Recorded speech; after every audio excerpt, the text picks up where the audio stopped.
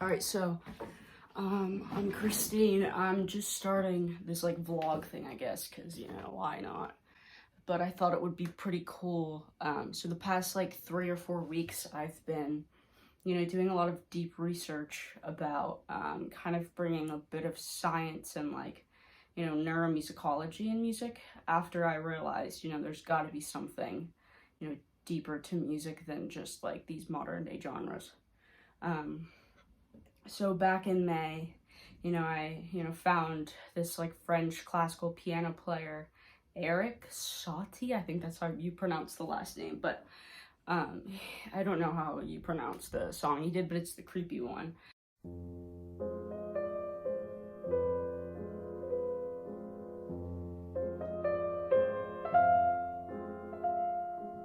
But he portrayed such, like a simple but so complex composition, and it almost sounded like it should be in like the background of like a murder documentary, and the feeling he portrayed was like, how do you do that?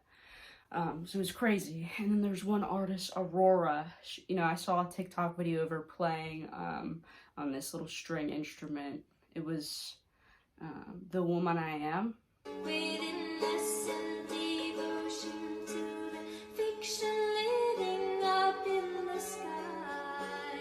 Yeah, I feel like I was like, okay, she's gotta know, the secrets to music and like how it hits your heart kind of thing. Like, there's something. And then, I remembered Bjork. There's a song by her called The Gate, and she has this very interesting, almost like psychedelic, alien-like music video to it.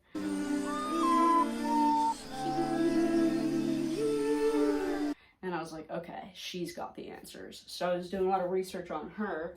And then I, found some more of her music. I journaled all of this in this big, thing throughout since February 2nd, 2023. And she does pretty cool things, like this. She's a song, I think you say Joga, but it's like she messes with time signatures and, has something with intertwining nature, cool feelings, technology, science, and nature. So I wanted to, try to break down her process and find her, secrets. But it's like,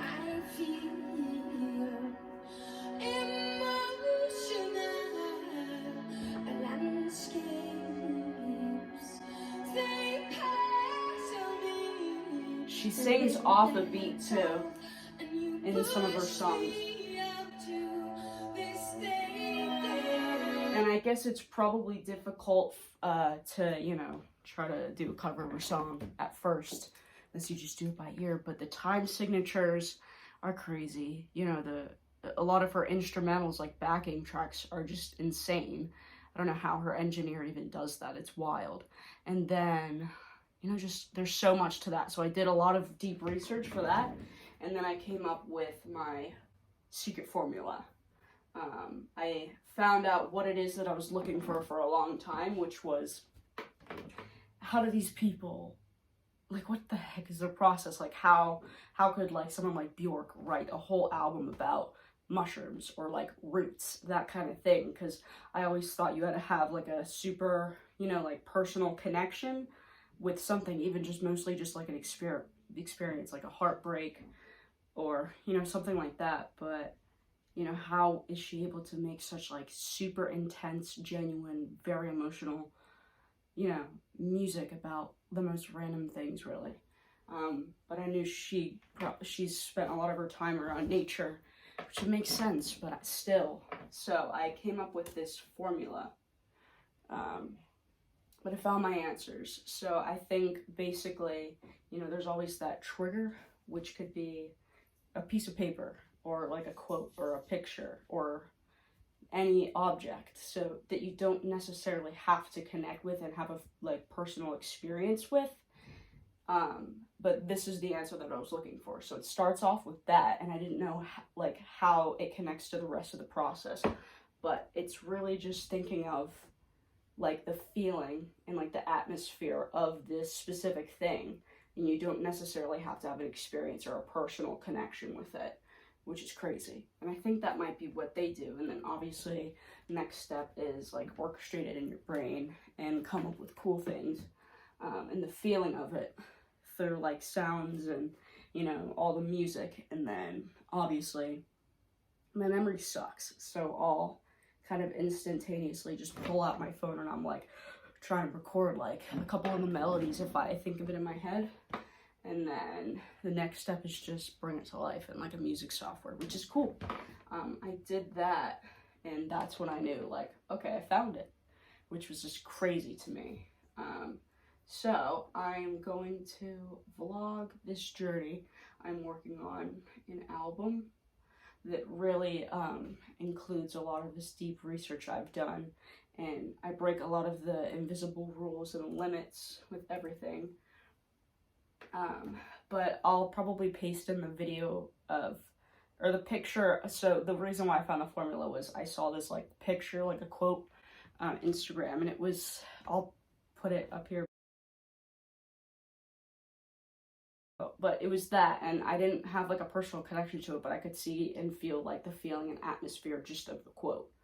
And then I came up with like I was like hearing a lot of sounds and orchestrated stuff in my brain. And then I brought it to life here. This is kind of what it sounds like. So it's like,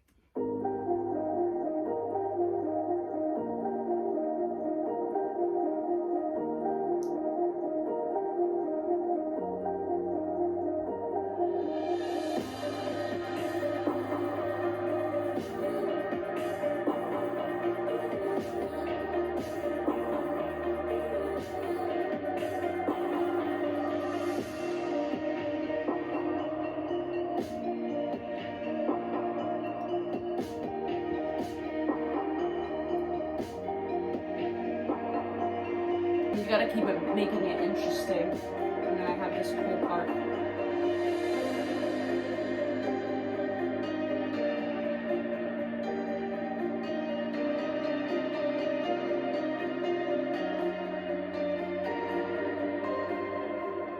But with this piece right here, I think I'm probably just gonna do a chorus, but I'm playing around with structure, hopefully time signatures, different keys, you know, adding a little weirdness, kind of just breaking a lot of, you know, like the rules and stuff that in like the structures of basic songs. And I'm playing with chord progressions and stuff. So stuff like, let's see. So instead of like a C chord like this, like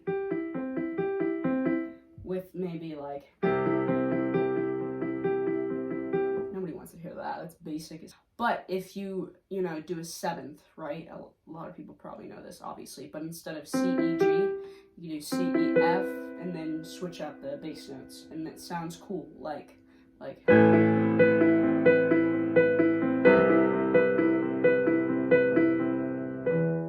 something like that. But if you do this with your voice too, like a note that really shouldn't go with it, maybe some sort of minor, or I don't know, like,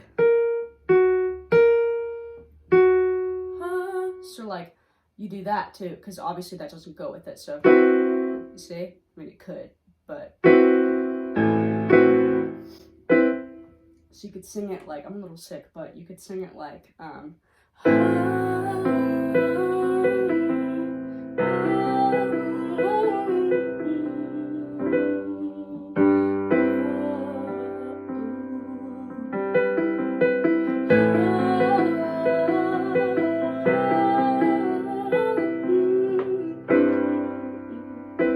so there's like a lot of cool things you can switch up and do. So I'm gonna work on one of my songs called Time Machine, and I'm gonna start that, but this should probably be like the first part of the vlog.